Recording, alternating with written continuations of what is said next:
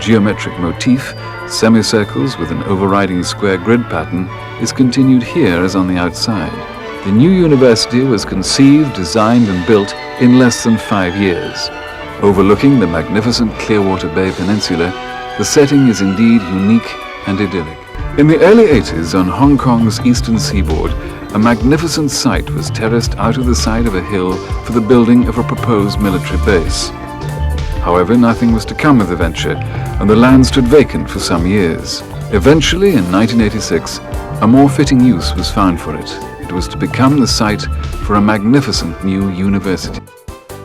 There are 4 schools: engineering, science, business administration, the humanities and social science. The university places equal importance on 3 key criteria: teaching, the dissemination of knowledge; research, the creation of knowledge; and service, the application of such knowledge.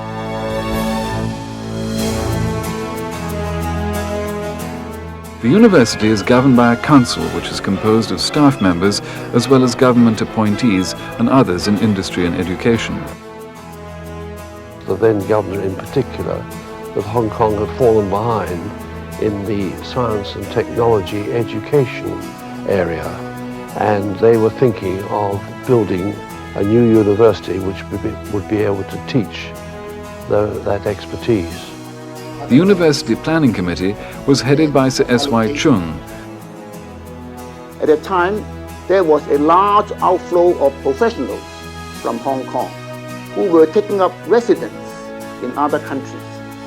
And there was also the rapidly rising costs of overseas tertiary education. It came as a very attractive opportunity for me to be able to go to Hong Kong a couple of times a year and be of more service.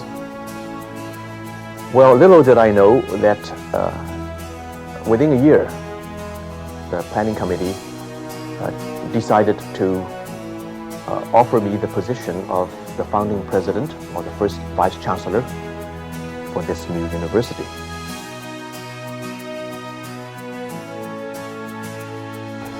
We have adopted a single roof design for the main academic building.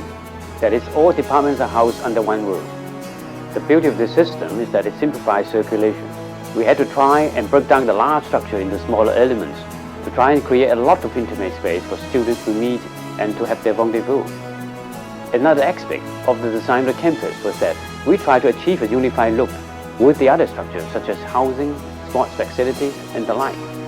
To achieve this, we have used primary colors red, blue, green on a grey background and simplify all shapes into triangles, squares and semicircles.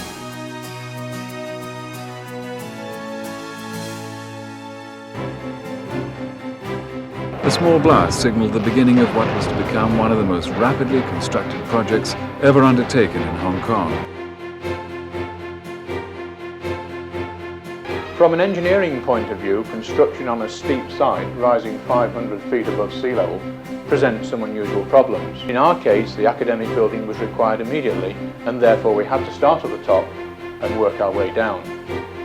On a normal site, services would be connected directly to those provided by the utility companies. In our location, we had to install our own essential services such as gas, electricity and water throughout the whole of the site. On the 8th of November 1989, a foundation stone laying ceremony was held. Officiating was the Prince of Wales. Ladies and gentlemen, today's laying of a foundation stone for the Hong Kong University of Science and Technology is a significant moment for Hong Kong and for the people who are its future, the young people who will be educated in what will no doubt become state-of-the-art surroundings. We only had 3.5 years from the start of the planning and design process through to admission of the first student. Construction frequently commenced before designs were finalized. Within a year of commencement, the billion-dollar main academic building was almost ready for topping out. As principal civil works were completed on Phase 1, the emphasis immediately shifted onto Phase 2. Staff recruitment for the university was also well underway. I personally talked to no less than 150 potential faculty for our school. Some of our colleagues in the other schools were doing the same during this period. After we moved to Hong Kong, every time we came across a good and serious candidate, we would take him or her to the construction site, which was always a big selling point. On the 30th of November 1990, Phase 1 of the academic building was topped out by the Chief Secretary of Hong Kong, Sir David Ford. By this time, lecturers and professors who'd been recruited from all over the world were beginning to arrive. Nearly 200 would be required for the opening of the university. In August 1991, the main academic building was completed. Just 2 weeks before Inauguration Day, commissioned by the Jockey Club for the main entrance courtyard, the 5-ton sundial was designed by sculptor Charlie Smith and manufactured in Perth, Australia. On the 10th of October 1991, Phase 1 opened on schedule. Phase 1 of this spectacular and yet utilitarian campus encompasses 1.7 million square feet of indoor space and acres of invisible infrastructure. Under the leadership of a dedicated project management team provided by the Royal Hong Kong Jockey Club, numerous architects, engineers, contractors, workmen, and the university's own staff alongside labored heroically. Together they made history. By now, even Phase 2 structure down that way has topped out. Finally, the then Governor of Hong Kong, Sir David Wilson, unveiled a plaque commemorating the event. With Phase 1 complete, the university began operating, and the 700 or so first intake students could get on with the process of learning. While classes were being held, work continued unabated on Phase 2, consisting of an additional 400 laboratories, student accommodation blocks, housing and sports facilities. Phase 2 was to take another year to complete.